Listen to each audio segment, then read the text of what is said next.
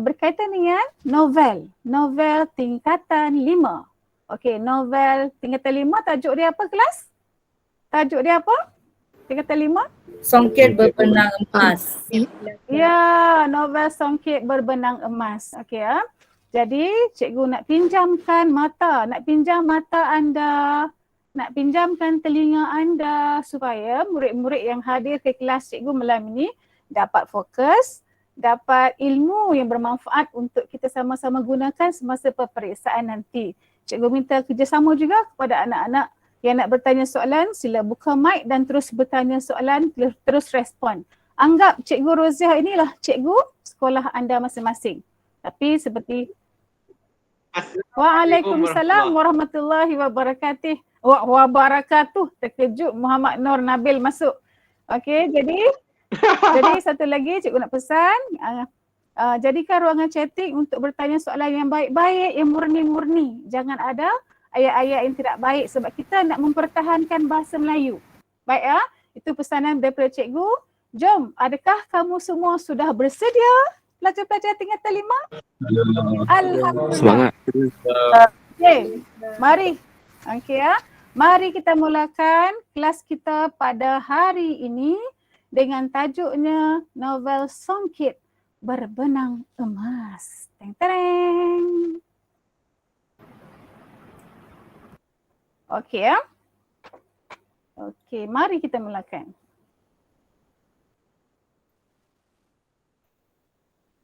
Okay, sebelum kita mulakan, untuk makluman anak-anak didik yang cikgu kasih pada malam ini, program kita ditajahas oleh MPDCA dengan kerjasama ICU, Perda dan Zakat. Untuk itu, sebagai penghargaan, cikgu mulakan dengan pesanan daripada pihak penaja.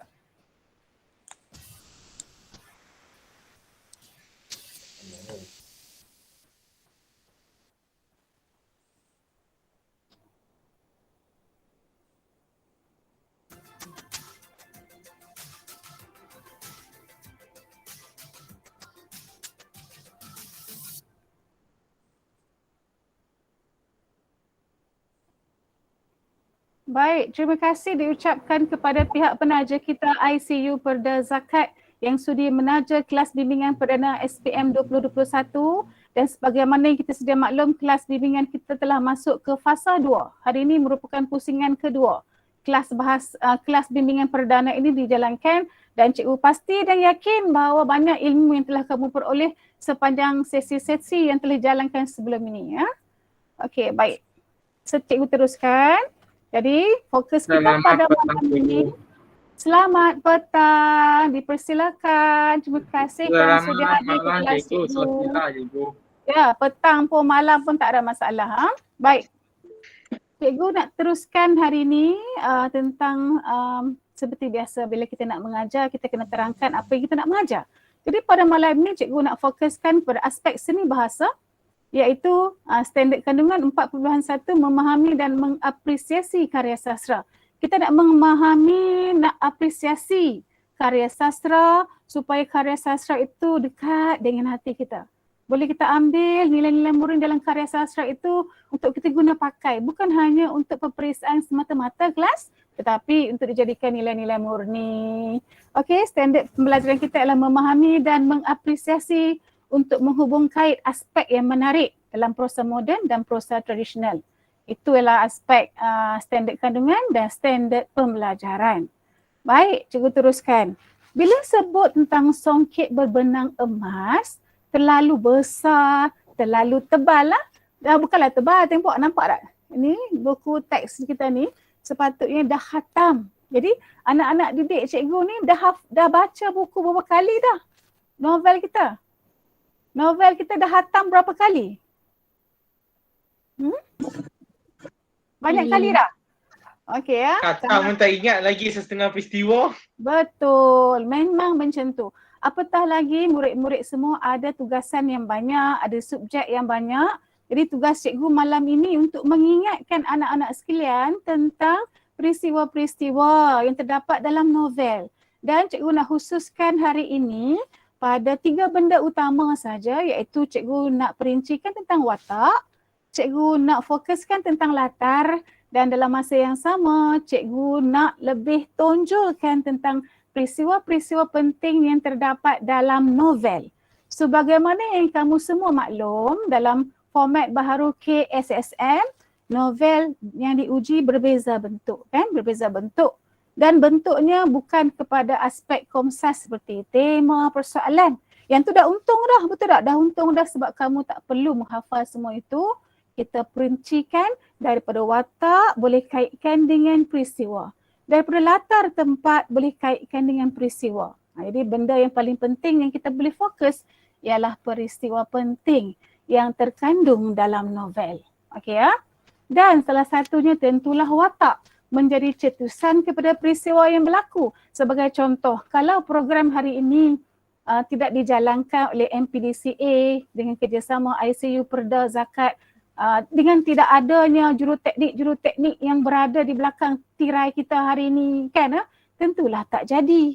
Watak-watak ini menjadi pencetus kepada berlakunya peristiwa. Berlakunya peristiwa pada malam ini kerana adanya juruteknik kita, ada pegawai-pegawai dari JPN kita, ada guru-guru yang turut hadir, ada murid yang menjadi watak dalam program kita pada malam ini. Okey, jadi kan mula-mula sekali, tereng-tereng, cikgu perkenalkan watak utama kita Wah, ialah siapa yang menjadi pelakon watak-watak ini? tak pastilah cikgu. Semua gambar yang cikgu ambil ni tidak ada kena-mengena sama ada hidup atau mati, sekadar hiburan. Cikgu ambil daripada internet, semua dari internet. Watak utama kita ialah watak Dahlia. Berapa tahun Dahlia ni? Cikgu dah tulis 19 tahun ya. 19 tahun, merupakan murid tingkatan 6 atas. Sangat cemerlang dalam bidang akademik. Siapa ingat nama sekolah Dahlia? Cikgu bagi clue, nama sekolah dia bermula dengan SMK. Mestilah SMK. Of course lah SMK. SMK? SMK apa ke? Depan dia T. Tan Sri kah? Tan Sri bukan. Tun? T dan I. Okey, kawan-kawan yang lain boleh cuba. SMK? Temenggong Ibrahim. Alhamdulillah ada yang dapat. Temenggong Ibrahim. SMK Temenggung Ibrahim. Di Johornya. Negeri Saya kata Johor, TI. betul. Okey ya, Temenggung Ibrahim merupakan Dahlia ni anak sulung daripada 6 orang adik-beradik. Seterusnya, saya perkenalkan watak kedua, Zul Azhari. Arifin. Oi, handsome ah. Zul Arifin ini ialah cikgu Hajar ambil nak bagi semangat kepada murid-murid, betul lelaki, murid-murid perempuan. Azhari ini merupakan nanti pada akhir cerita merupakan tunang kepada Dahlia. Sangat mengambil berat, prihatin, bertanggungjawab. Dia juga merupakan lepasan siswazah. Dah habis siswazah, cepat-cepat nak tunang dengan Dahlia. Orang baik bertemu dengan orang baik juga. Okey ya, Azhari ya. Okey, seterusnya, watak yang agak penting dalam cerita ini juga tentulah watak Embung. Allah kesiannya. Cikgu ambil watak Embung ni sebab Embung ni mengalami banyak penderitaan dalam hidup. Kerana apa? Kerana dia tidak disukai oleh ibu mentuanya. Siapa nama ibu mentuanya? Cikgu, sekejap, saya ada soalan. Ya, silakan. Embung berapa orang anak sebenarnya? 4, 5 atau 6? 6. Sekejap, cikgu ingat nah. Dahlia. Nombor 2 Abu Abu Bakar. 3 Mawar. 4 Kiambang. 5 Melati. 6 Anggerik. 5 Ya anak Allah. perempuan, Mas seorang ingat. anak lelaki. Cikgu Sekejap. ingat? Ya. Dahlia, Abu Bakar. Lagi? Dahlia, Abu Bakar, Mawar, Kiambang, Melati, Anggerik. Anggerik okey, bongsu. Anggerik bongsu. Berumur 1 tahun setengah. Okey, merupakan bapa kepada 6 orang anak. Cikgu ambil pelukisan wajahnya yang penuh mengalami banyak masalah dalam kehidupan. Nampak walaupun begitu tenang saja kelihatannya, kan? Menghadapi pelbagai tohmahan, fitnah dan sebagainya. Bapa yang bertanggungjawab kerana ada anak bermasalah tapi dapat diselesaikan. Ada anak-anak perempuan yang terpelihara kehormatannya. Isteri yang mengalami kemurungan tetapi akhirnya pulih. Begitulah begitu besarnya tanggungjawab embung terhadap keluarganya. Okey, seterusnya, kalau ada embung, tengok muka Dahlia comel, okey, kombinasi embung dan Dahlia. Amboi, muka mak dia punya comel. Inilah Saleha. Cikgu ambil ini sebagai hiburan je lah. Saleha ni berumur 39 tahun. 39 tahun rupa semuda ini meh.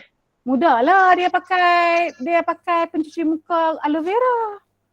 Yang tu cikgu mengapu Maksudnya orang kampung mana kenal semua barang tu. Yalah Nabil, dia ambil lidah buaya, dia tonyo-tonyo. Muka dia nampak flawless lah, comel kan.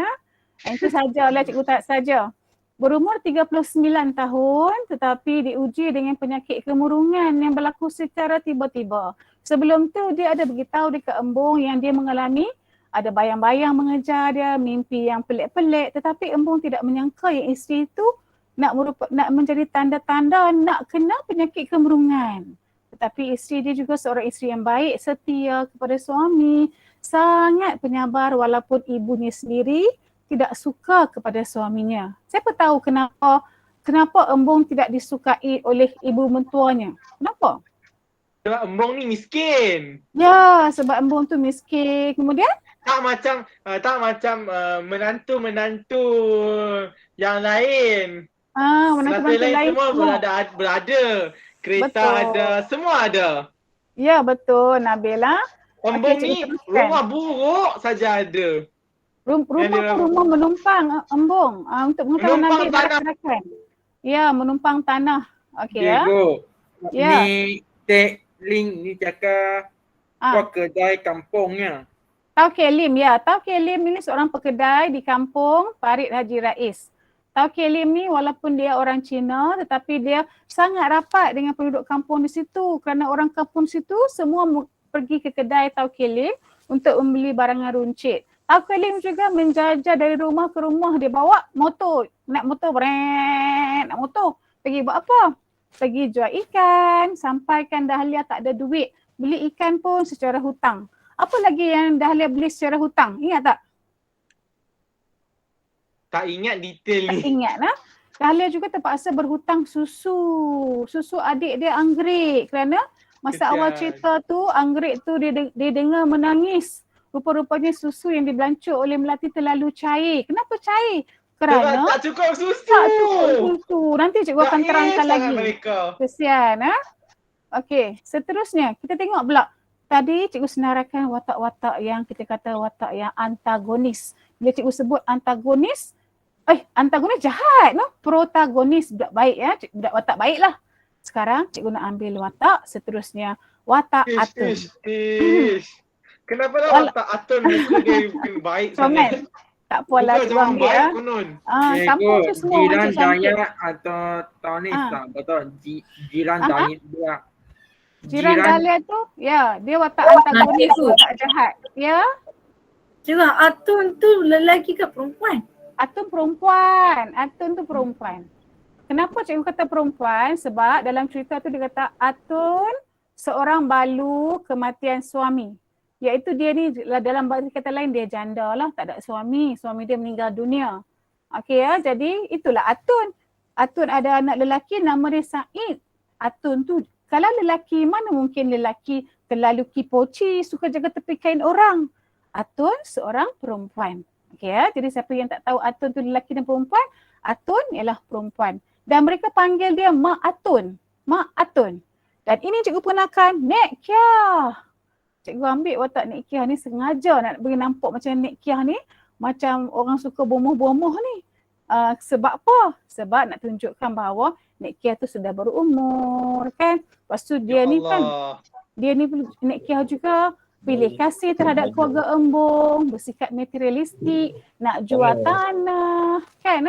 Percaya kepada kepercayaan karut. Okey, seterusnya. Letak tanda tambah dekat pintu rumah. Ya, betul. Ya. Abu Bakar lelaki. Abu Bakar lelaki. Nampak tu handsome lelaki. Abu Bakar anak nombor berapa? Siapa ingat?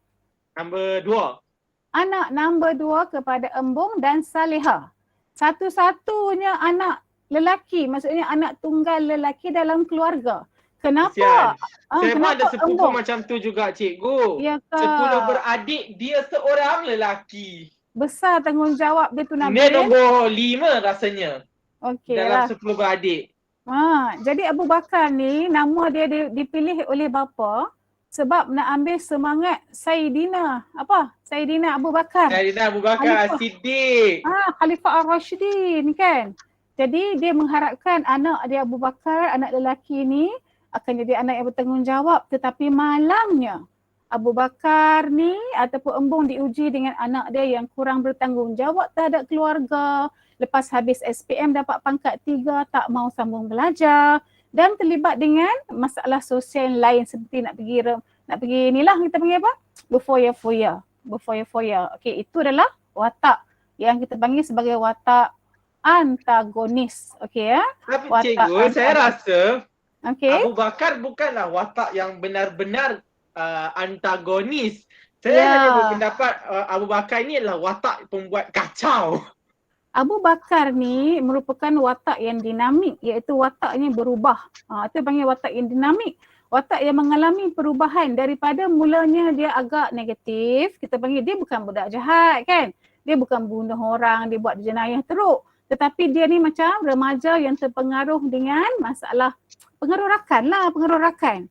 Asalnya dia baik. Pengaruh rakan sebaya lah. Kalau Dahlia umur 19, Abu Bakar baru berumur 18 tahun. Bayangkan kamu bersama 1 tahun saja.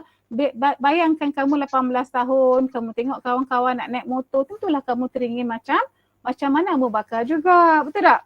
Okey, seterusnya watak-watak sampingan yang turut menceriakan hidup dalam kampung Parit Haji Rais ini ialah Haji Sulaiman. Siapa tahu apa itu jawatan Haji Sulaiman? Ketua kampung.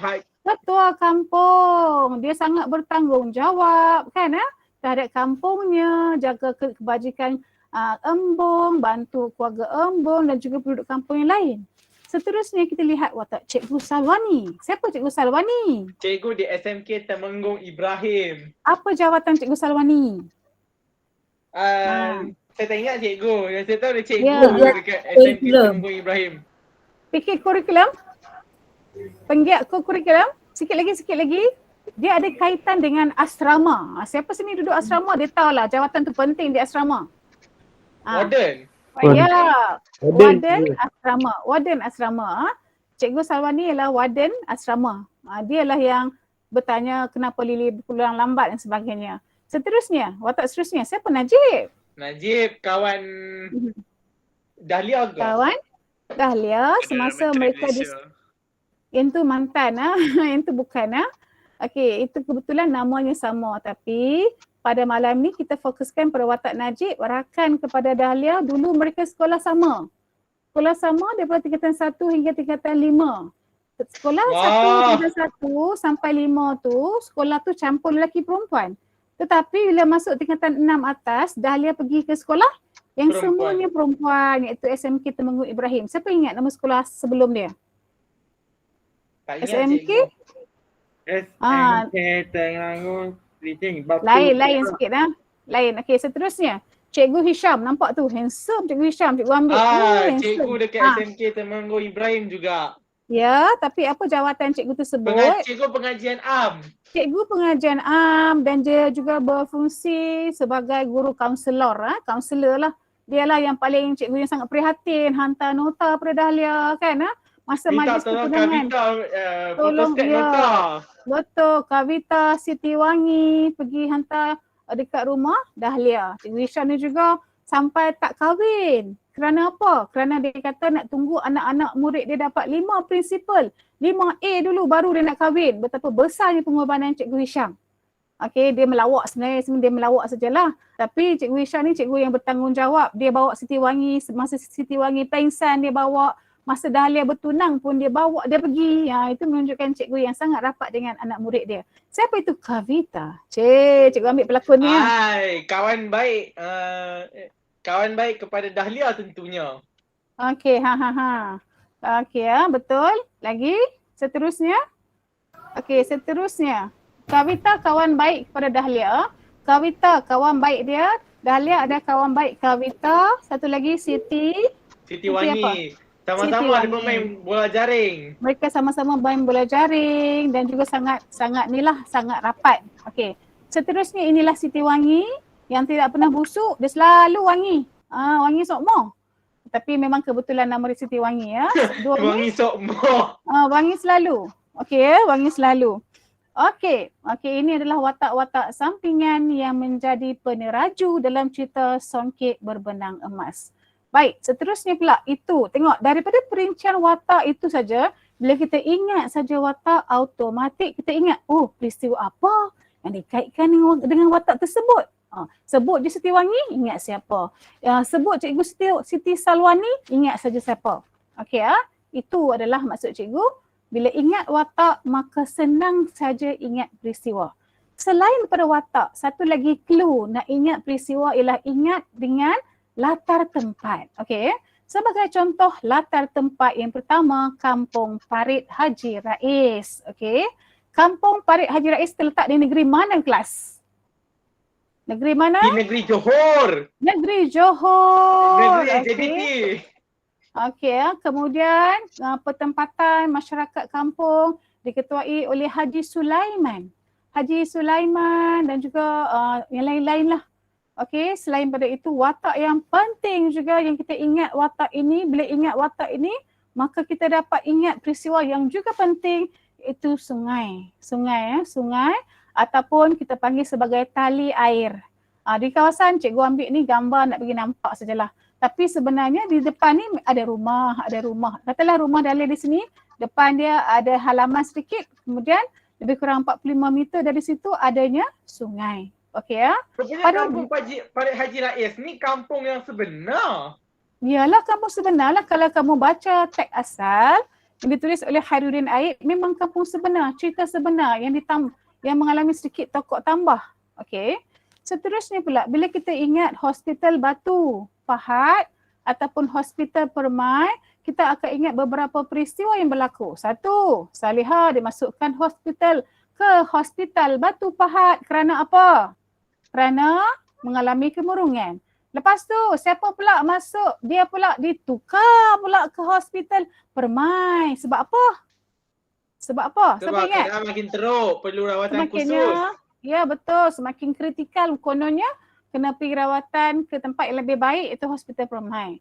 Embung juga dimasukkan ke Hospital Batu Pahat. Lagi Nek Kerana Kiah juga. dipatuk ular. Ya, Nek Kiah kenapa masuk hospital? Nek Kiah masuk hospital.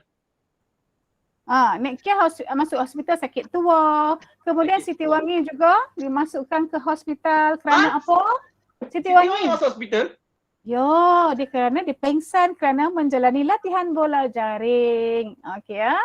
Okey, seterusnya Saya Balai tak Raya. perasan ada insiden Sitiwangi pengsan. Ya, maksudnya Nabil belum habis khatam.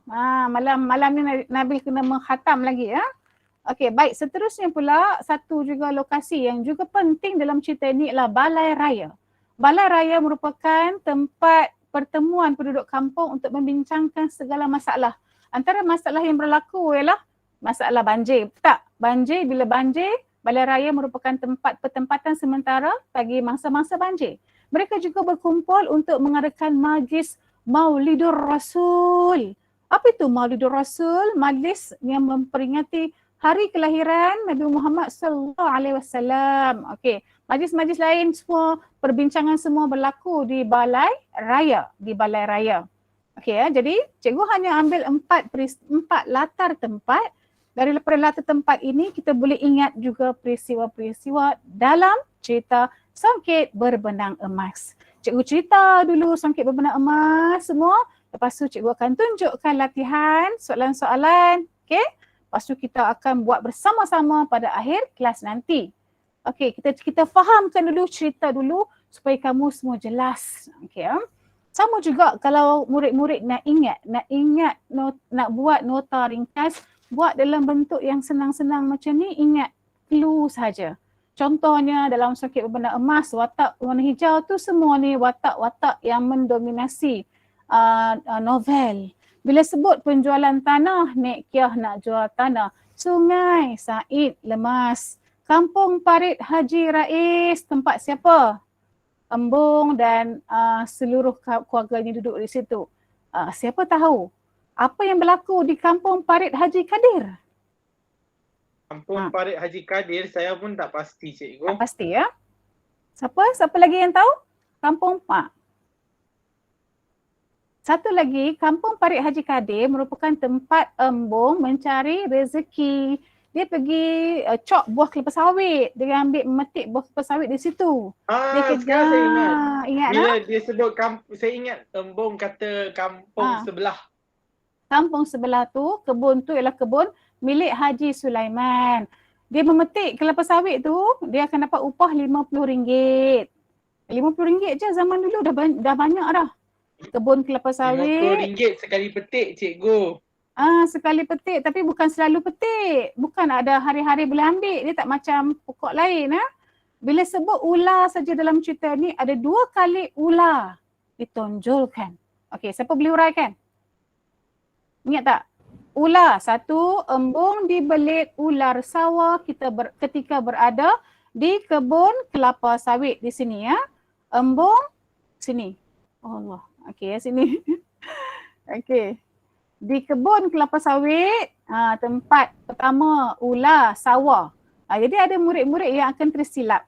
Dia kata ada yang kata ular sawah lah, ular sawah yang tak gigit orang. Dia tak patuk tetapi dia membelit. Okey. Lepas tu ular kedua adalah ular tedung. Apa yang berlaku di ular tedung? Peristiwa apa yang berkaitan dengan ular tedung? Patuk. Peristiwa siapa kena patuk? Embung. Ayah Dahlia kena patuk Embung. ular tedung. Di mana? Di mana lokasi di mana? Dalam bilik Terbah. air. Ditandas dalam bilik air ketika embung nak ambil air Wuduk. semayang. Nak ambil wuduk. Okey ya. Lepas tu ada satu lagi, Dahlia juga mimpi ular. Ingat tak? Dahlia juga semasa ayahnya dibelit ular sawah, pada waktu itu Dahlia tertidur masa jaga adik anggerik yang demam.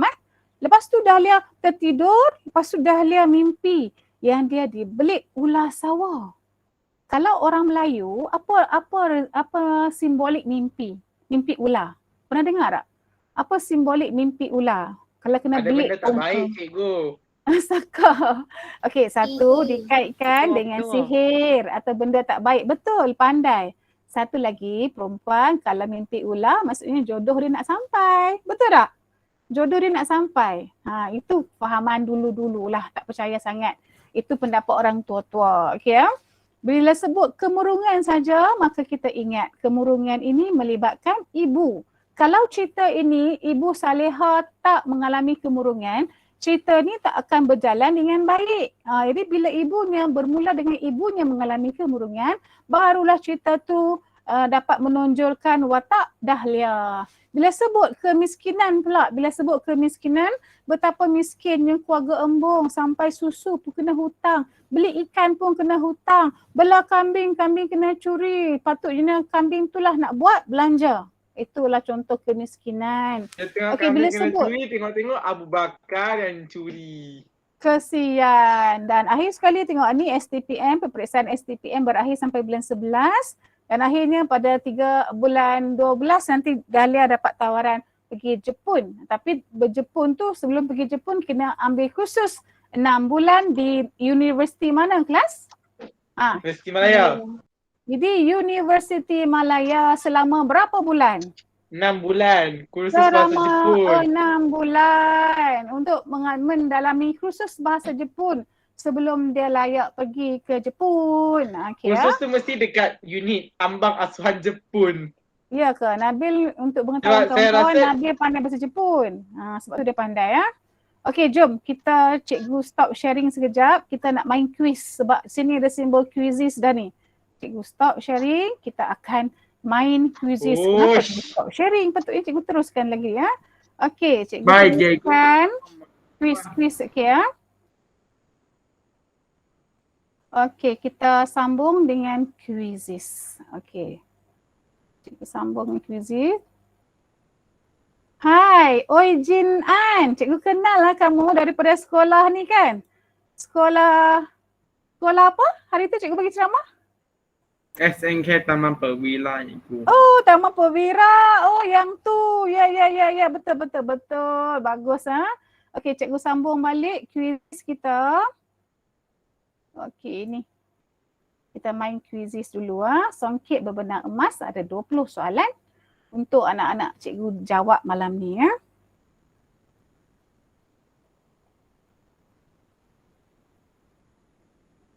Bagus ha. Dia memakai face mask sebagai tanda mematuhi SOP. Bagus. Sedangkan di rumah sendiri gitu. Tak apa, dia jaga Nabil. Mencegah lebih baik daripada merawat. Okey, sekarang anak-anak boleh tengok di sini. Cikgu letak di ruangan chatting. Ada link. Quizzes, sila masuk. Atau anak-anak juga boleh masuk ikut kod. Ikut kod ya.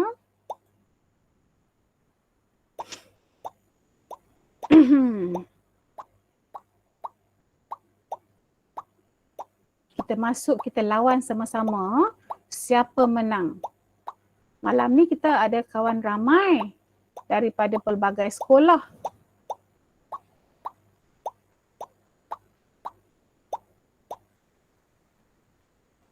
Wait. Kenapa pula dia kata cikgu disconnect? Okey. Ada lagi? Tunggu sekejap cikgu. Sekejap. Saya dapat merasakan Kenapa? bahawa ramai yang menonton secara live stream ni. Mereka hendak menonton. Mereka baru menerima siaran cikgu. Okey, baik. Okey, jadi pada murid-murid yang dalam live streaming juga boleh masuk ikut kod 398414. Okey, murid-murid yang berada di sini boleh masuk. Murid-murid yang berada di sini. Sudah masuk cikgu. Okey, masuk sekejap. Cikgu tunggu lagi.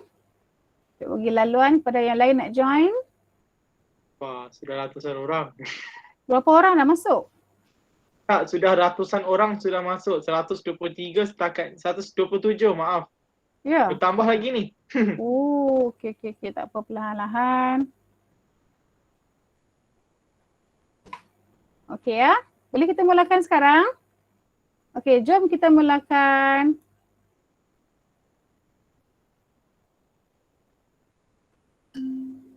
Okey, jom kita main bersama-sama. Kita cari pemenang bagi novel Songket Berbenang Emas.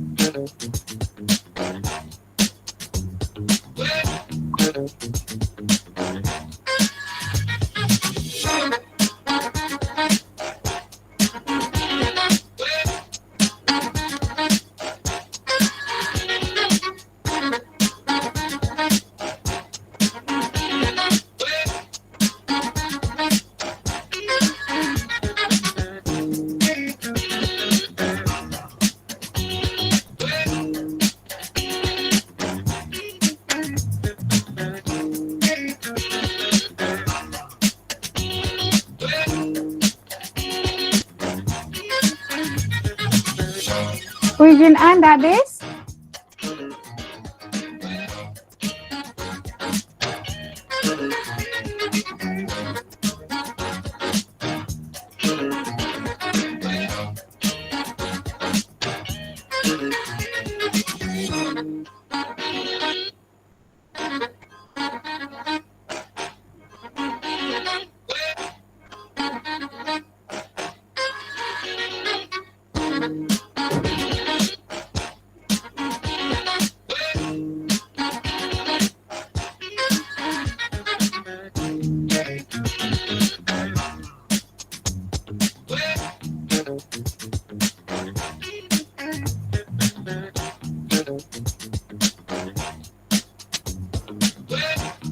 Nabil dah siap Nabil?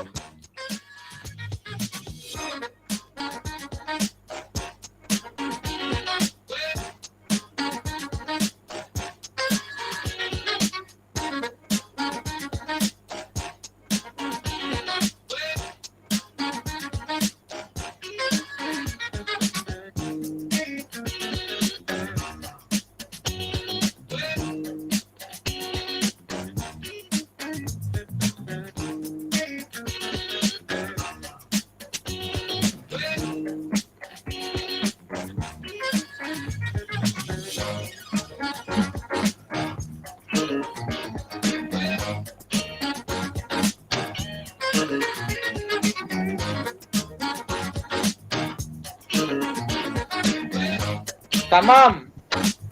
Nabil dah Nabil? Sudah tamam cikgu. Sudah? Sudah. Sudah. Cikgu tak tahu kenapa jadi dengan paparan QZ cikgu tak naik nama. Adakah terlalu ramai? Saya tak pasti. Sangat ramai cikgu. Sangat ramai ya. Kita dah ada pemenang Nabil? Ha? Dah ada pemenang ke? Dah habis? Saya habis. Saya rasa ada beberapa yang sudah habis. Okey, cikgu tunggu sekejap.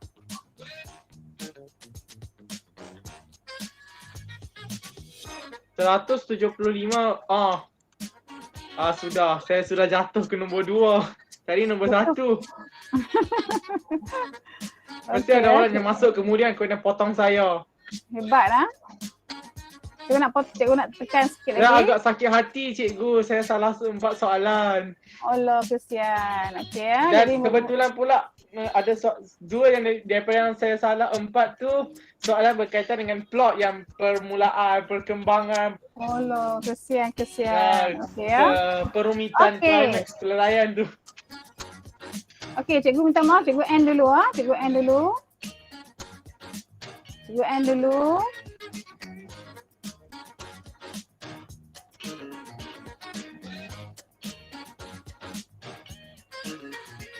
Sudah. Nombor 5 saya dapat. Okey. Sekarang kita lihat tempat ketiga dimenangi oleh Wafi, tempat kedua Haziqah dan tempat pertama Lily. Yang cikgu nampak lah. Okey ya. Okey, mungkin terlalu ramai dia cikgu tak nampak. Dia tak tunjuk. Okey, ini tengok. Inilah yang kita dapat. Lily, tempat pertama Lily. Siapa Lily? Lily watak dalam novel Cinderella Menghadap Jalan. Oh, Haziqah ni siapa? Ni Lily. Siapa Lily? Sila munculkan diri. Siapa yang bernama Lily? Siapa yang masuk menggunakan nama Lily? Okey, jadi tahniah Lily, tempat kedua Haziqah dan tempat ketiga Wafi. Yang lain-lain juga hebat nah. Tadi cikgu tak sempat tengok sebab dia terlalu ramai yang masuk jadi tak dapat melihat keseluruhannya. Okey ya. Jadi kuis ni merupakan satu cara untuk anak-anak semua belajar. Okey, belajar kerana apa? Daripada kuis dalam kuisis ini juga secara santai kita dapat mengenal pasti watak-watak, cerita yang berlaku. Ada banyak kan kesilapan bila kita buat kuisis. Oh, baru kita tahu selama ni kita buat salah. Okey, baik. Boleh cikgu sambung terus murid-murid sekalian? Baik cikgu. Tak ada masalah cikgu. Cikgu teruskan. Jadi kita dah main kuisis, dah main santai-santai, dah tenang-tenangkan fikiran. Sekarang cikgu nak Bermain-main tunjukkan. seperti dewan orang berzikir. Okey, sekarang ke anak-anak sekalian, cikgu nak kita bincangkan, nak fokuskan pada peristiwa penting. Sebab soalan kita lebih kepada peristiwa penting, jadi cikgu akan satu persatu kita huraikan peristiwa penting dan cikgu pilih peristiwa yang senang untuk kita ingat. Okey, yang pertama sekali, peristiwa pertama yang cikgu nak kupas pada malam ini ialah peristiwa anggrek menangis kerana susu yang dibancuhnya cair. Bukan dibancuhnya cair, dibancuh oleh kakaknya cair, iaitu kakak dia Melati.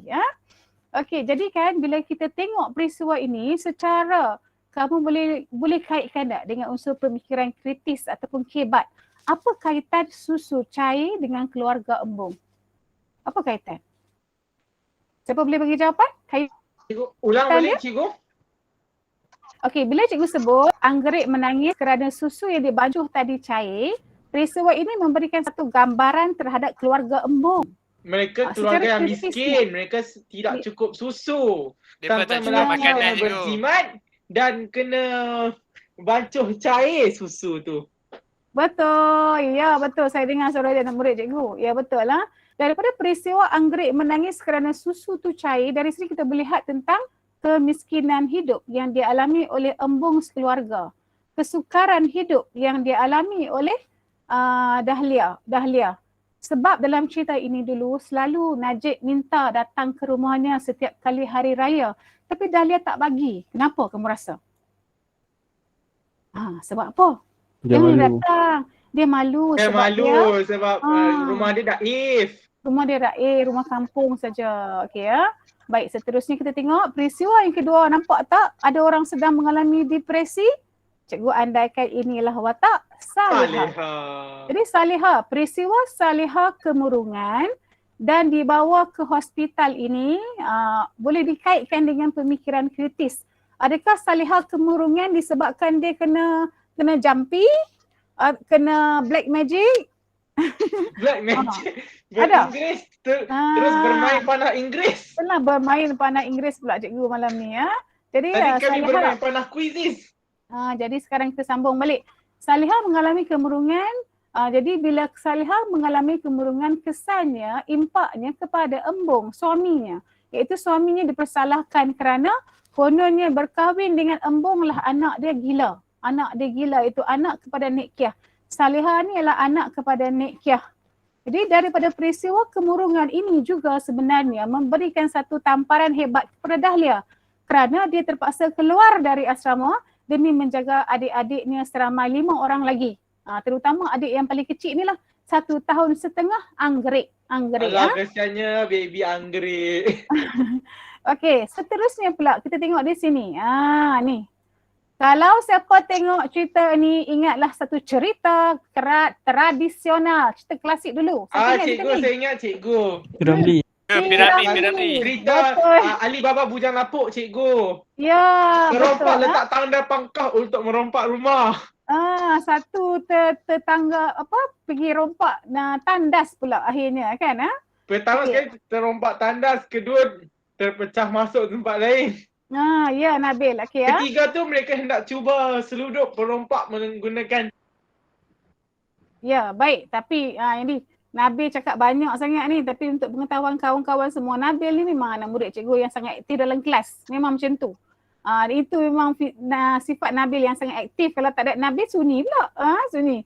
Jadi kan inilah tanda yang cikgu nak tunjukkan tanda tambah. Dalam buku kerja ada tulis tanda pangkah. Jangan silap. Kita bergantung kepada buku teks original. Dalam buku teks original mengatakan Nek Kiah membuat tanda tambah. Kalau tak salah cikgu, muka surat 50 tadi kata cikgu. Nanti cek balik ya. Nek Kiah membuat tanda tambah di pintu. Kononnya untuk menghalau hantu. Dengan tanda tambah ni, hantu takut, lari.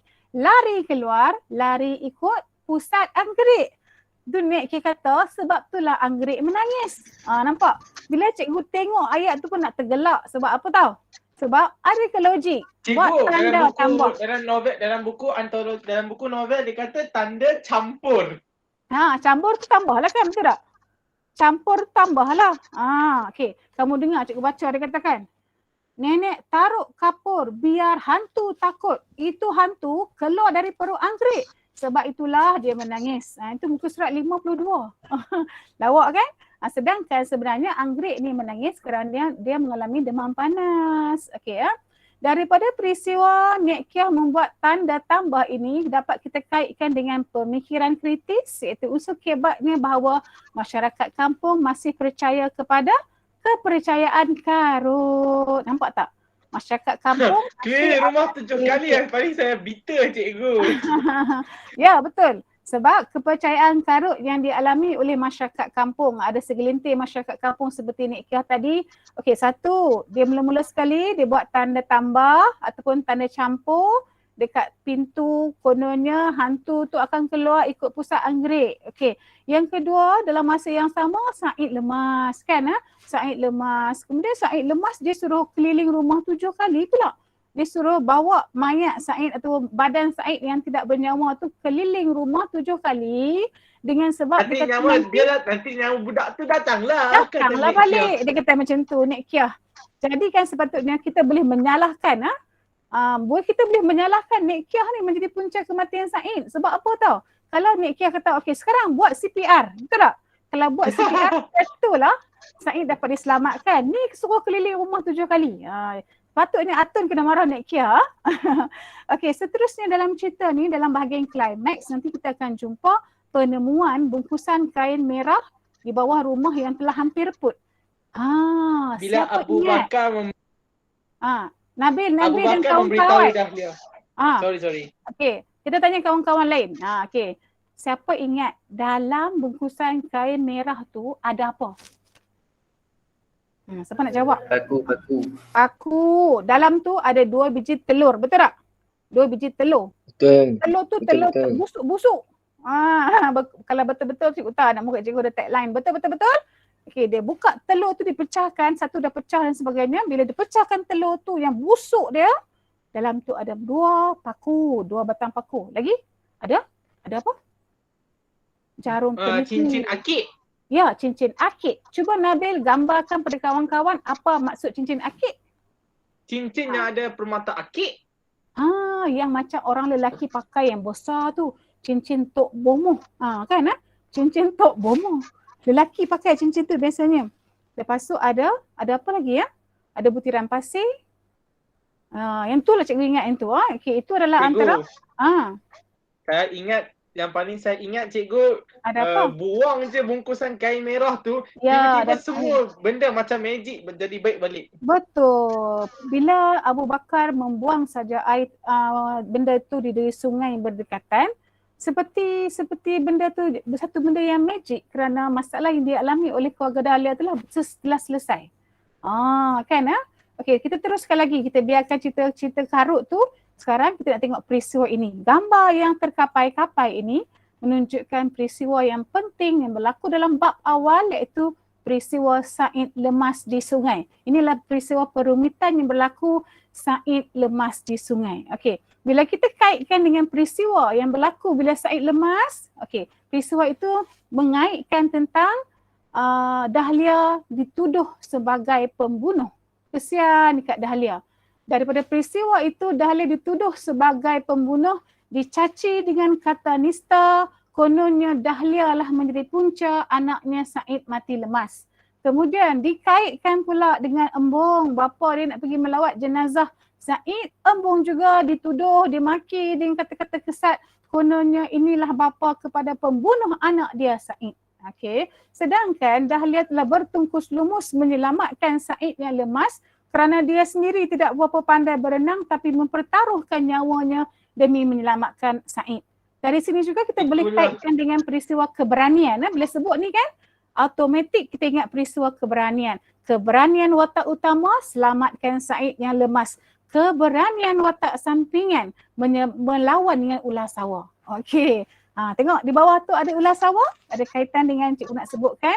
Okey, embung dibelit ular sawah. Okey ya. Inilah ular sawah, nampak inilah ular sawah. Nanti ada yang tak kenal ular sawah tu macam mana. Ular sawah itu dibelit ketika embung berada di kebun kelapa sawit milik Haji Sulaiman ketika dia nak cuba, dia nak ambil, nak petik buah kelapa sawit. Dari sini juga kita boleh kaitkan dengan peristiwa keberanian berdepan dengan risiko ataupun saat-saat yang cemas. Kalaulah kita sendiri, kalau cikgu sendiri nampak ular, Cikgu lari dulu. Syung lari.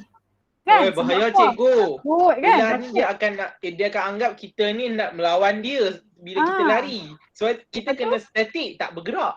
Kita kena diam Nabil. Macam tu. Duduk macam tu. Duduk diam-diam. Jadi batu. Kena berhati-hati. Oh. Panggil pertolongan tapi jangan bergerak. Jangan bergerak.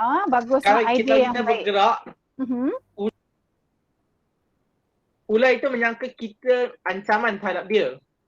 Betul. Itu jadi kita ambil strategi yang Nabil bagi tu, tips yang Nabil bagi tu untuk berdepan dengan saat-saat cemas. Okey. Jadi dari sini kita lihat bahawa embung ni dia dah kena belik dengan ular tadi tapi dia masih ada kekuatan. Kerana apa? Kenapa dia dapat kekuatan? Kerana dia teringat pada anak-anak. Kalau dia mati, dia kata, siapa nak jaga anak-anak dia? Isteri dia dah mengalami kemurungan, kan? Anak-anak dia ramai lagi, macam mana dia nak buat, dia kata. Masa itulah timbul keberanian, jadi kekuatan, syung, dia lawan dengan ular. Dia berjaya meloloskan diri, akhirnya ular tu pun dia boleh matikan ular tu. Dia bunuh ular sawah tu, dia bubuh dalam pungkis, letak dekat basikal belakang, balik kayu basikal, relax je.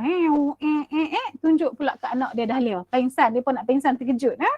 Okey, peristiwa yang seterusnya. Nampak cikgu ambil agak ganas. Perbuatan ni usah ditiru. Perbuatan ni tak boleh tiru. Abu Bakar tidak bertanggungjawab terhadap keluarga. Dia suka berfoya-foya. Dia suka berfoya-foya. Ini sekadar hiburan. Rempit atas highway. Ini sekadar hiburan. Maksudnya sebab dia suka naik motor. Dia pinjam motor kawan. Honda 70 motor kawan tu. Cikgu ni merempit lah cikgu ni. Ini merempit itulah gambar ni sekadar hiasan saja syok-syok lah Negatif maksudnya. cikgu, negatif. Ini merempit okey Jadi Negatif cikgu. negatif. Okey, memanglah kita nak kaitkan Abu Bakar dengan sikap negatifnya iaitu dia suka berfoya-foya.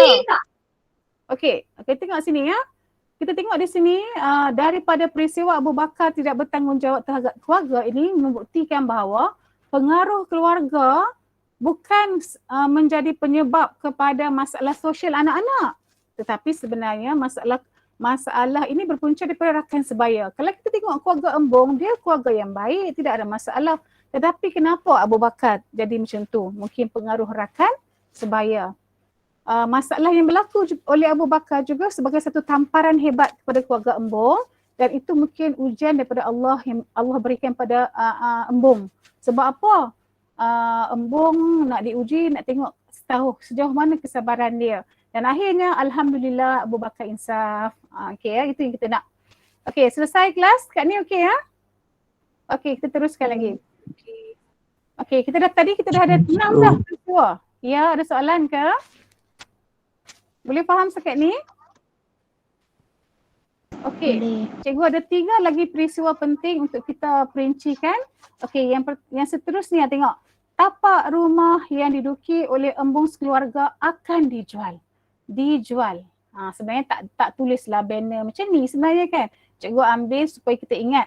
Oh, adanya peristiwa tapak rumah Dahlia ataupun rumah yang diduduki oleh Embong itu akan dijual.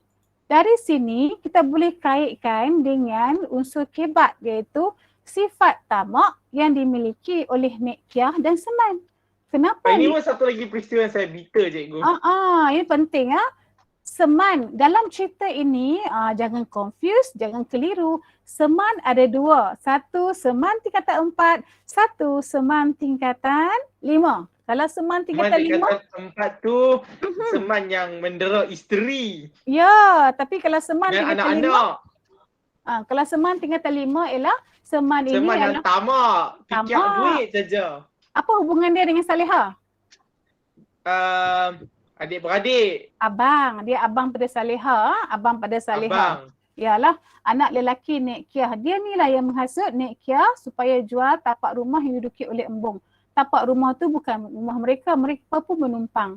Dari sini kita boleh kaitkan dengan sifat tiadanya belas kasihan seorang nenek ataupun seorang pakcik, bapa saudara terhadap keluarga Embong sendiri. Dan cubaan menghalau keluar dari rumah itu berlaku ketika Embong dan Salihah berada di hospital. Kalau kita tak gamak nak menghalau anak kita, cucu-cucu kita sendiri berada, ketika itu mak bapak dia berada di hospital. Okey ya. Kesiannya. Kesian. Okey, seterusnya nampak sini. Busuk hati Nek Kiah tu. Tapi lagi Okey, busuk seterusnya. hati Seman sebab Seman yang hasut Nek Kiah. Betul. Okey, seterusnya Majlis Pertunangan Dahlia dengan Azhari. Okey ya. Siapa tahu pertunangan Dahlia bertarikh bila? Punya Siapa ingat? Ni cakap ni 30? harus dia bahasa Jepun. 30 Disember. Tapi tak ada tahun 30 Disember merupakan tarikh pertunangan Dahlia. 31 Disember tarikh Dahlia perlu mendaftar diri ke UM untuk ikut kursus bahasa Jepun. 2 Januari dia kena pergi ke UM dah. Dia kena berada di UM dah untuk memulakan sesi kursus dia selama 6 bulan. Okey ya. Apa yang berlaku dalam majlis pertunangan Dahlia? Majlis menyarung cincin tak dapat dijalankan. Kenapa? Sebab jurucakap. Pakcik Azhari lambat sampai. Ya, Pakcik Azhari tu dia jadi jurucakap. Dia jadi jurucakap untuk macam majlis pantun ni, majlis tunang kena ada pantun-pantun kan. Dia lambat sampai. Okey, lepas tu tengok. Dalam cerita ni merupakan bahagian peleraian semua ni. Peristiwa tunang ni juga merupakan peristiwa dalam bahagian peleraian. Bila peristiwa peleraian ni kan kita boleh kaitkan peristiwa ini menimbulkan perasaan gembira kepada pembaca. Sebab apa? Sebab kita lihat kerjasama penduduk kampung, Parit Haji Rais menjayakan majlis pertunangan, Dahlia, Kavita datang sebagainya. Pada waktu itu juga bila Dahlia dah rombongan lambat sampai sangat, dia nak pergi dah dekat asar dah. Jadi dia pun pergi salam-salam penduduk kampung. Mereka sempat lagi buat majlis, buat kutipan wang. Tauke Lim bagi 300. Orang kampung bagi 200. Total dapat 500 untuk Dahlia bawa sebagai perbelanjaan di universiti nanti. Betapa Tahanlah sebulan prihatinnya. kalau zaman sekarang. Tapi dulu kan Nabil kalau 500 tu macam 5,000 lah cikgu angkat-angkat lah macam dulu-dulu zaman dulu. Okey, seterusnya pula. Inilah pengakhiran yang paling menarik. Apa yang menarik? Kerana Dahlia mendapat tawaran belajar ke Jepun selama 4 tahun dalam kursus pengurusan perniagaan. Okey, kita kaitkan pula dengan peleraian cerita yang menarik menimbulkan perasaan gembira kepada pembaca. Kalau soalan dia tanya, contoh soalan tanya, apakah perasaan anda pada bahagian peleraian? Jadi kita boleh katakan perasaan kita dalam bahagian peleraian ialah menimbulkan perasaan gembira, kan? Kemudian kita dapat melihat kerjasama mereka. Cikgu ulang 2 kali ya. Oh silap ni cikgu ulang 2 kali. Okey, jangan tengok ini. Okey, sekarang kamu tengok contoh cikgu. Pengakhiran ni peristiwa yang menarik kerana kesusahan Dahlia belajar berbaloi kerana Dahlia dapat tawaran pergi Jepun. Siapa yang bagi tawaran pergi Jepun tu? Cikgu mana? Cikgu mana? Cikgu Daim. Ya. Cikgu Daim tu apa kaitan dengan Dahlia? Cikgu Saya minum tak dulu. pasti cikgu. Cikgu Daim tu bekas Cikgu Dahlia. Kemudian Dahlia ni terpilih. Tapi kalau secara logik, cikgu SPM baru saja habis. Macam mana Dahlia boleh dapat tawaran pergi Jepun? Okey, keputusan tu diambil berdasarkan semester di tingkatan 6. Lepas tu keputusan Dahlia juga cemerlang di peringkat SPM. Sebab itulah Cikgu Daim memberikan tawaran itu kepada Dahlia. Dahlia kata macam mana kalau STPM gagal? Cikgu baca dalam cerita tu dia kata takkanlah gagal. Sebab Dahlia ni antara pelajar yang dilabelkan untuk dapat cemerlang dalam STPM. Ya, Kan? Dahlia lagi rajin lah cikgu. Betul. Sebab Dahlia ni rajin, hebat. Tentulah dapat result yang bagus, keputusan yang bagus. Okey ya. Siapa bising tu? Okey ya. Cikgu minum air tadi nak bagi energi sebab apa tahu? Cikgu nak nyanyi satu lagu untuk hampa semua. Tereng-tereng. Minum dulu. Oh lagu, ingatkan. Ingatkan saja. Okey, cikgu ambil nafas sikit. Cik. Dulu Nabil pernah dengar cikgu nyanyi lagu, apa Nabil? Dahlia, lagu Lily kan, betul tak? dalam kelas gitu kita nyanyi lagu Lily, betul tak? Okay, sekarang Rasanya lah kot. disebabkan cikgu tunggu budak-budak masuk, cikgu nyanyi satu lagu. Malam ni juga cikgu nak belanja satu lagu. Boleh tak? Tepuk tangan dulu. Tepuk dulu. Okey, tengok. Yo, ramai peminat cikgu. Okey, tadi semua kena diam. Siapa buka mic kaca cikgu tak nyanyi. Okey sekarang semua kena feel. Ambil mood. Doa jangan hujan malam ni daripada dengar suara Cikgu Rozia.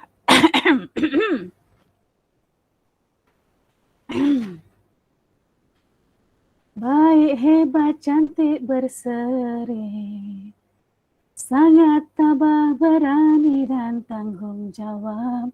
Oh Dahlia, anak embong dan juga saleha. Sungguh ikhlas Azhari mencintamu, hingga sanggup bantu keluargamu bila masalah datang menimpa, tak jemu membantu. Dahlia, murid tingkatan 6 yang bakal periksa, dirundung masalah bila ibunya gila, keluar asrama demi adik-adik yang masih bersekolah. Dahlia turut teruji dengan jirannya Atun yang menuduh dirinya sebagai pembunuh kerana Said gagal diselamatkan bila dirinya lemas. Jujurnya tak kelim membantumu, memberi hutang, lancarkan belanjamu. Tabahnya kau menghadap nenekmu yang sering menghina. Dahlia gigihnya belajar walau dilanda banjir, sehingga dilihat Cikgu Daim yang prihatin, lantas diberi peluang untuk melanjutkan pelajaran ke universiti. Dahlia akhirnya bertunang dengan Azhari, namun terpaksa berpisah demi ilmu. Berkat ketabahan, dirinya kini mengecap kebahagiaan. Dahlia, sungguh baik aturan hidupmu itu. Dari bermasalah, akhirnya hidup bahagia. Kau anak soleha, ya Dahlia, ya Humairah. Warga sayang, Azhari cinta. Tepuk! Tepuk! Sedap suara cikgu. Sedap suara cikgu, sedap. Kalau Tino Rizal. Oh, Siti Nurhaliza tak lawan. Okey Itu suara cikgu lah yang menghiburkan anak-anak kan seronok-seronok je kan. Daripada lagu yang cikgu nyanyikan ini, lagu lagi kita petik lagu apa? Lagu Aisyah Ya Humairah tu kan. Daripada lagu tersebut tengok cikgu buat improvisasikan menjadi satu lagu supaya murid-murid boleh ingat, oh Dahlia murid tingkatan 6, ada Azhari, ada Embo, Said kena lemas kan. Semua tu maksudnya dalam penceritaan lagu tersebut anak-anak boleh dengar, boleh ingat cerita tersebut. Okey Bukan lagu biasa-biasa ni, lagu ni ada makna, Okey, cikgu teruskan lagi. Sekarang kita dah masuk bab yang penting, itu bab peperiksaan.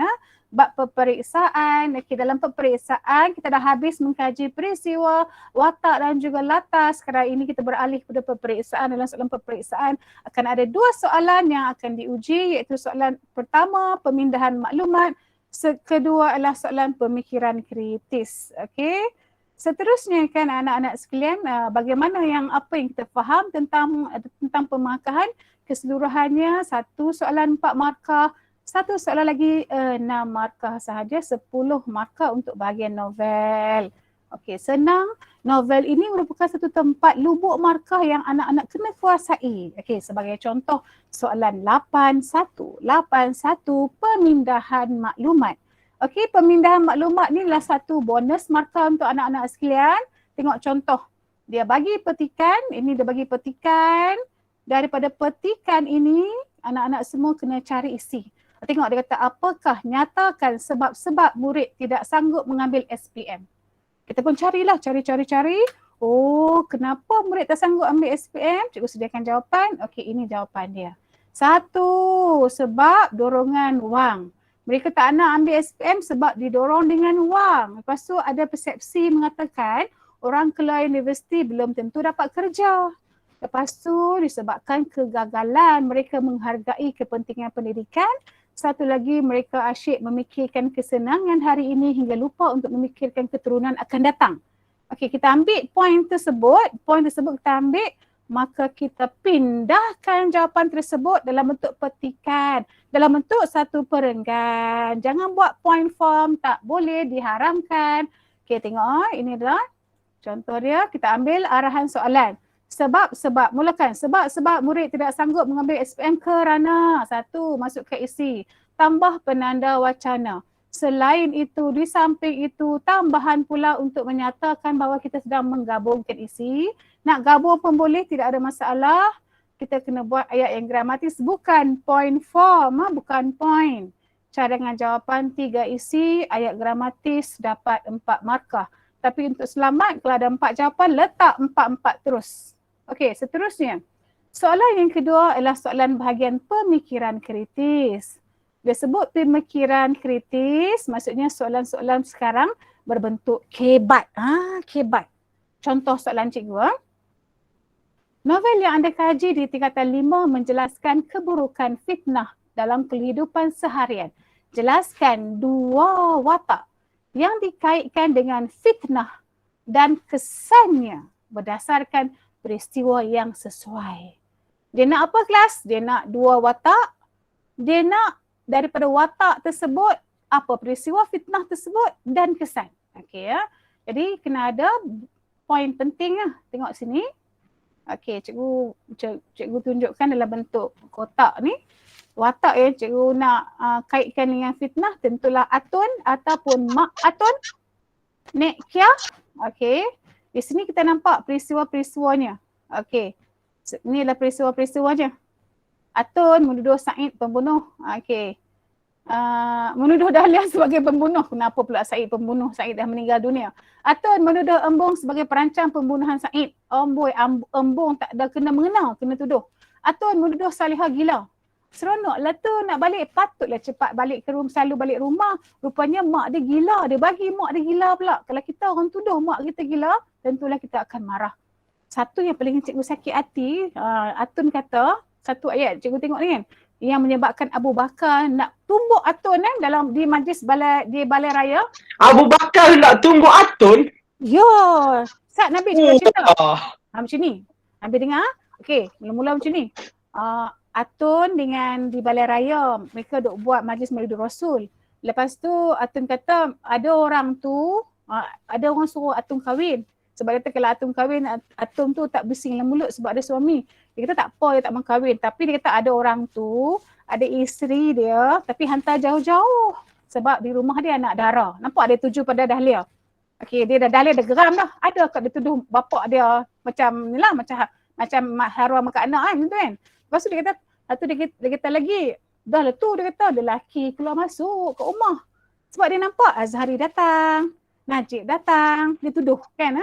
Tapi dia tak naik rumah pun, dia tu buka luar saja. Ada sekali dia naik rumah. Okey, masa tu lah Nek Kia pun tuduh. Lepas tu satu lagi dia kata, satu lagi ada seorang tu nak sanggup nak tolong belas-belas ribu. Dia kaitkan pula dengan Tau Kelim. Tau Kelim lah ada untung, maksudnya dapat perempuan cantik. Nampak betapa besarnya tuduhan Atun terhadap Dahlia sehingga Dahlia tu dia hentak dia punya barang yang sedang pegang, dia lari balik. Masa tu Abu Bakar nak tumbuk, nak pergi serang Atun. Wah, Nasib baik inilah pagi kali selamat. pertama Atun, bukan silap bukan Atun. Abu Abu Bakar, Bakar Abu jadi Bakar. budak yang berguna. Masa tu dia dah insaf dah Nabil. Dia dah insaf dah. Okey. Ini Kalau adalah saya di peristiwa. tempat Abu Bakar pun saya akan Ah. rasa sangat marah. Kenapa Atun sanggup maki hamun kakak saya sendiri? Betul. Itulah tindakan seorang ketua keluarga. Kan Abu Bakar ni anak lelaki, itulah peranan anak lelaki. Kalau saya tengok, tak kisah lelaki atau perempuan, saya lawan. Betul tak Nabil lah? Lawan ha? Okey, daripada soalan tersebut, kita buat pendahuluan. Novel yang saya kaji di tingkatan 5 ialah novel Sukit Berbenang Emas, karya Khairuddin Aib ini ya. Terdapat beberapa watak yang dikaitkan dengan perbuatan fitnah dan kesannya kepada masyarakat. Okey, dah settle pendahuluan ha. Kita teruskan lagi dengan isi kita yang pertama. Okey, tengok. Isi 1. Watak yang dikaitkan dengan fitnah ialah Atun. Okey. Atun dikatakan telah menuduh Dahlia sebagai pembunuh kepada anaknya Said. Okey. Ini ialah satu markah. Watak dah betul, ini dah peristiwa. Peristiwa ini terjadi apabila Said lemas di sungai berhampir rumah Dahlia walaupun Dahlia cuba menyelamatkan Said tetapi dia gagal sehingga dia dituduh sebagai pembunuh. Peristiwa fitnah ini, okey, sekarang ni ialah ayat seterusnya adalah ayat kesan. Peristiwa ini memberikan kesan kepada penduduk kampung yang menuduh Dahlia kerana termakan. Daripada kata-kata Atun tu ada juga penduduk kampung yang termakan kata-kata Atun dan mereka memberikan pandangan yang sinis terhadap keluarga Embong dan Dahlia. Okey, betul lah orang kampung ni bukanlah dia senang-senang percaya kan. Okey, jadi itulah ini. Watak seterusnya ialah Nek Kia. Ini watak kedua. Terus dikaitkan dengan peristiwa fitnah yang dilakukan. Nek Kia telah menuduh Dahlia sebagai perempuan rendah akhlak kerana dua orang lelaki datang ke rumahnya iaitu Najib dan juga Azhari. Datang pada waktu ibu bapanya tiada di rumah. Tuduhan itu menimbulkan kesan kerana cerita ini sampai ke pengetahuan penduduk kampung. Sehingga Dahlia dituduh perempuan yang ditebuk tupai. Dan pandangan sinis masyarakat terhadap keluarga Embong. Siapa tahu apa maksud perempuan ditebuk tupai? Perempuan ditebuk tupai. Cikgu, Perempuan, ya? cikgu, guna itu pendahuluan mesti gunakan cikgu. Tu novel yang saya kaji. Itu Kena guna. Mesti ke cikgu? Mesti. Ataupun kalau kita buat novel yang saya kaji boleh. Ataupun ada setengah pelajar buat berdasarkan novel yang saya kaji kan boleh juga. Tapi kena ada pendahuluan lah. Kalau tak ada pendahuluan tak sesuai lah sebab kita kena buat pendahuluan. Soalan dia benarkan kita pilih novel tingkatan 4 atau tingkatan 5? Ya sebab itulah kita kena buat novel. Kita nak beritahu novel apa yang kita pilih, siapa pengarang dia kan Okey, kalau macam kita buat tak ada pendahuluan seperti kita masuk rumah tak bagi salam lah macam pelik kan. Cikgu, Khairuddin Aib tu salah eja. AYIP sebenarnya Allah, cikgu. maafkan cikgu Okey, Nabil nampak kali tak jangan silap eja. Okey, Nabil nampak Okey, seterusnya. Okey, terima kasih pula dah Okey, sekejap cikgu stop sharing. Keep. Okey. Tak apa. Cikgu nak masuk ke bahagian lain dah. Cikgu nak masuk ke bahagian lain iaitu kita nak buat pemahaman. Kita nak buat pemahaman novel lah. Kita ada masa lebih kurang 15 minit untuk buat pemahaman novel. Jadi cikgu tunggu sekejap. Cikgu punya soalan sedang loading. Cikgu akan bagi peluang kepada beberapa orang pelajar lah yang nak cuba buat bersama-sama cikgu. Sekejap. Kita akan buat soalan. Kita akan cari dalam soalan yang cikgu sediakan ni ada 3 soalan berkaitan pemindahan maklumat. Senang je baca soalan, cari jawapan. Okey, baca soalan, cari jawapan. Okey, cikgu share link dulu. Wah, ada 60 orang yang menonton siaran langsung ini juga cikgu. Ya ke? Mereka semua nak lihat Nabil kot. Tak, saya maksudkan yang di luar Ya. ini. Di luar ini pun ada menonton bersama-sama kita. Alhamdulillah. Semoga ilmu yang cikgu berikan malam ni bermanfaatlah untuk semua. Oh, cikgu nak update tadi apa? Copy link Okey. Okey, sekarang cikgu bagi link di bahagian chatting. Muhammad Fahim. Ni siapa? Kaisal lah ni. Kaisal. Ui, Jin A ni bagus ha. Anak murid cikgu yang setia. Okey, sekarang dah ada orang masuk. Okey, sila masuk beramai-ramai dan anak-anak cikgu tengok soalan yang pertama, nyatakan perasaan yang dialami ketika menunggu gadis itu tiba. Cikgu minta kamu gariskan jawapan dan cari dekat mana jawapan tu berada. Okey ya. Sekarang kamu gunakan, kamu ambil, kamu highlightkan jawapan. Okey, soalan 1. Siapa tak mau buat soalan nombor 1, sila buat soalan nombor 2. Dan soalan nombor 3. Nombor 3 dulu buat itu dulu. Kalau siapa nak cuba jawab yang ni pun boleh, novel. Okey ya, tapi kalau siapa nak try, Amzah nak cuba jawab pun boleh. Soalan ni pun boleh. Okey ya. Okey, jadi cikgu bagi laluan dulu kepada murid-murid yang berada di atas. Okey, pemindahan maklumat memerlukan kita garis jawapan je. Kamu garis jawapan saja, tak perlu kita buat dalam ayat lengkap. Okey, garis jawapan. Ini pun latihan 2, garis jawapan berkaitan dengan soalan kita. Alasan Lia berkaitan cadangan Az. Kemudian latihan 3 juga, beri jawapan berdasarkan keadaan kawasan kampung yang digambarkan dalam petikan. Okey, sekarang cikgu nak pergi kepada soalan pemikiran kritis. Kita tengok soalan. Berdasarkan sebuah novel yang anda pelajari, jelaskan 2 perasaan anda selepas selesai membaca novel tersebut. Nyatakan sebab-sebab anda berperasaan begitu. Itulah contoh soalan kebat yang akan ditanya. Dia tak tanya latar tempat, persoalan, nilai, tak tanya dah. Okey, contohnya lah, katalah nanti. Siapa nak cuba jawab ini? Perasaan anda selesai membaca novel. Katalah Cikgu Roziah, perasaan cikgu ialah gembira. Gembira. Okey, perasaan cikgu yang kedua ialah perasaan berpuas hati. Contoh, berpuas hati. Tapi cikgu tak tahu perasaan Nabil, perasaan Lukish, perasaan Fahim. Cikgu tak tahu perasaan Saya mereka. perasaan saya agak bercampur cikgu. Saya Bercampur. berasa marah. Okey. Namun saya berasa lega juga. Okey, apa kata Nabil? Cuba jawab yang ni Nabil. Perasaan Nabil. Cikgu teringin nak tengok jawapan Nabil, perasaan dia. Okey ya. Okey, kita minta kawan-kawan yang lain masuk. Mana? Cuba jawab. Okey. Siapa highlight tu? Okey ya. Cikgu nak tengok. Yasmin. Okey. Yasmin pun nak jawab, boleh juga Yasmin ya. Weh, siapa yang ni bagi Allahu Akbar. Andu balik jawapan. Andu balik supaya dia tak jadi kecil. Andu balik ya. Andu balik. Kontrol Z weh. Kontrol Z, Nabil kata. Kalau cikgu, siapa yang buat tu andu balik. Tengok kecil, kita dia nampak kecil. Tak nampak dah tu. Allah. Siapa yang buat tadi?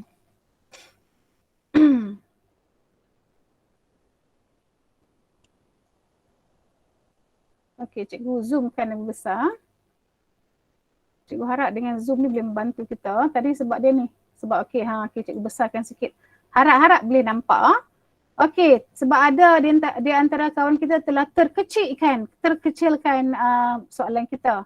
Okey, sekarang kita lihat soalan yang pertama. Okey, siapa yang buat tadi tolong andu balik. Pandai. Wow! Bagus! Saya kena buat lain ni. Tapi lagi Hilang. besar jadi. Okey, hilang cikgu kecilkan sikit Cikgu kecilkan balik tadi ya. Tadi cikgu zoom. Kecil balik. Okey. Okey ya. Siapa yang dapat kontrol keadaan kita tadi memang hebatlah. Okey, tengok. Soalan yang pertama. Perasaan anda ketika menunggu gadis itu tiba. Okey ya. Dalam soalan tu ada kawan-kawan kita kata perasaan dia. Okey, ni jawapan dia.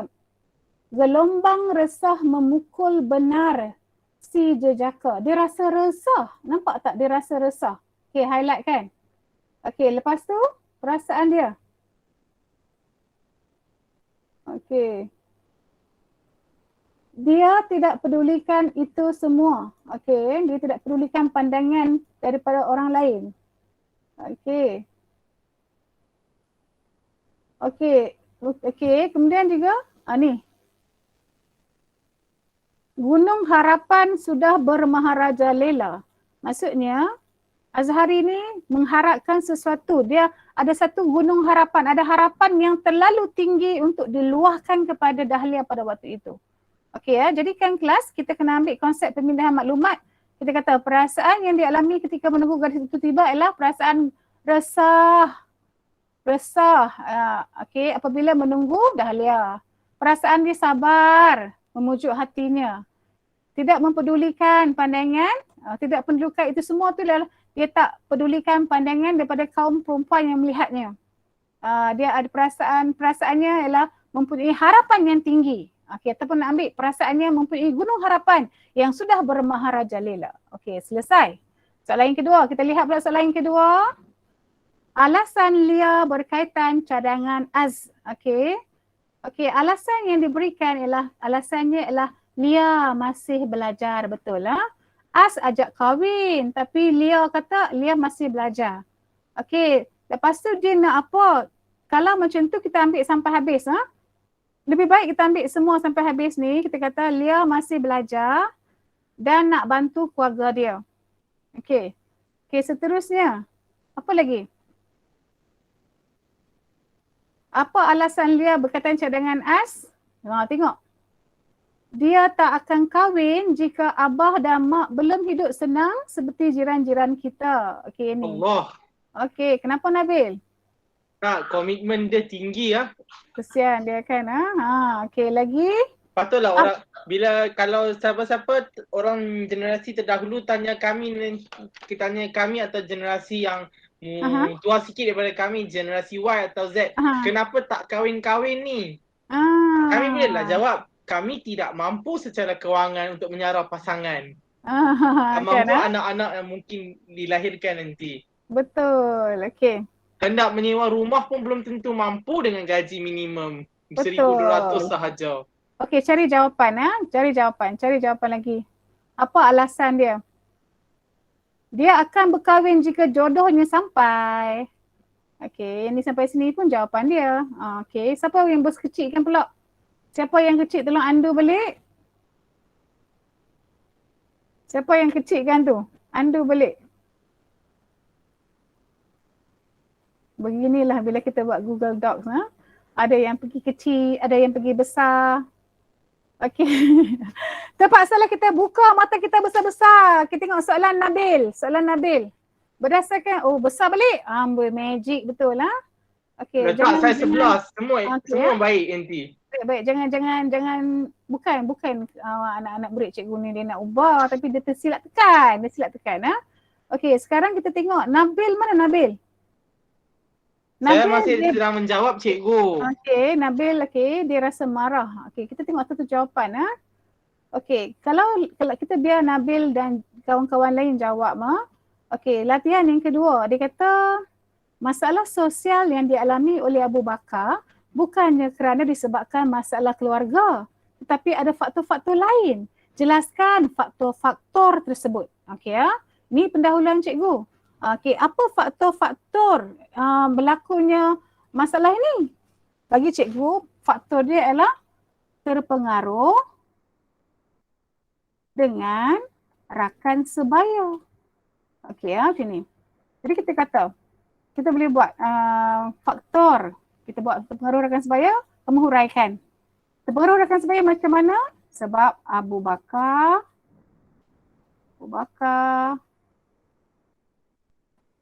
berkawan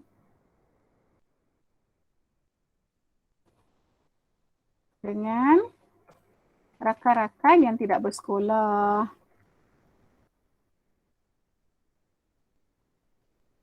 Dan suka berpeleseran. Okey, itu contoh. Lepas tu kita huraikan lagi. Okey. Kalau faktor seterusnya kenapa Abu Bakar? Faktor seterusnya kerana kekurangan, kenapa dia jadi terlibat dengan masalah sosial? Mungkin pengetahuan dia yang cetek, ataupun ilmunya yang cetek. Okey.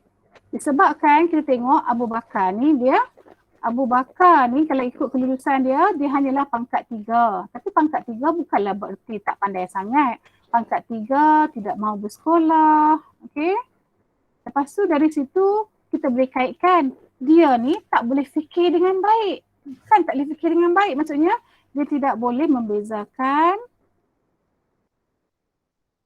mana yang baik, mana yang tidak baik. Itu contoh dia. Ini cikgu ambil point saja untuk pengetahuan semua. Ini adalah contoh point saja. Okey, ini point ya. Okey, points. Jadi maksudnya cara menjawab kita, dia kata faktor lain sebab terpengaruh rakan sebaya, ilmu pengetahuan yang cetek. Okey, Nabil, kita baca soalan jatuh jawapan daripada Nabil. Saya berasa marah. Cikgu belum lengkap lagi cikgu. Ada orang mengganggu saya menjawab cikgu. Ada yang highlight merah cikgu.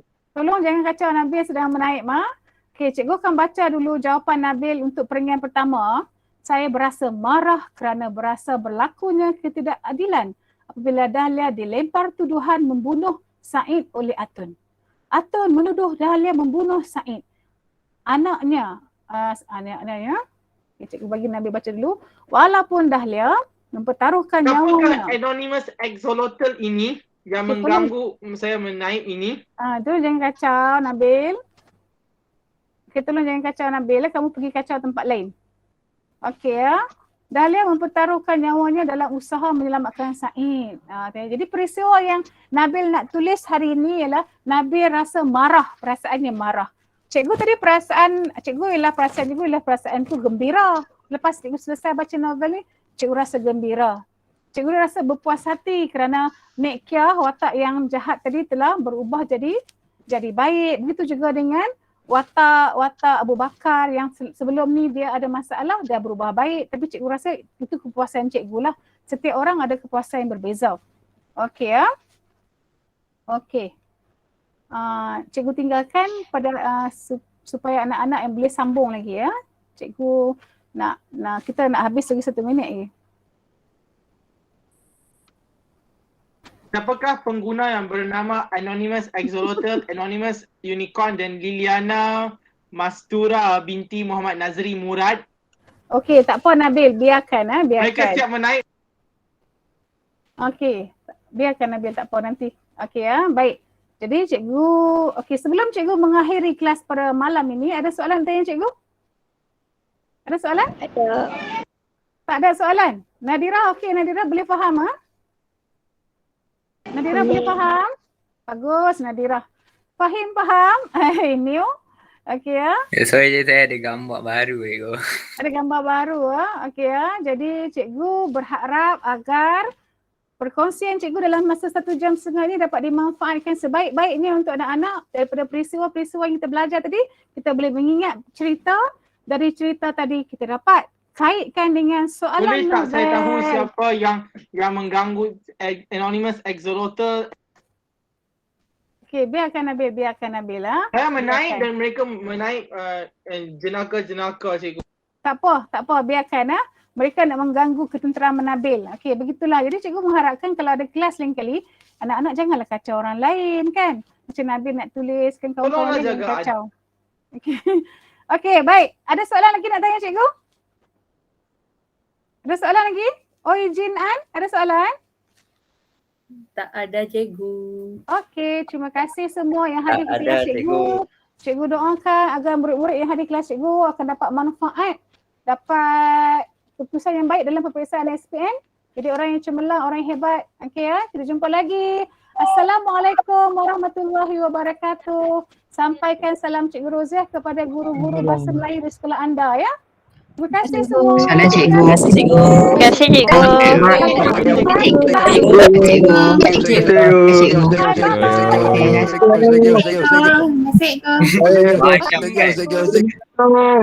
Selamat malam cikgu.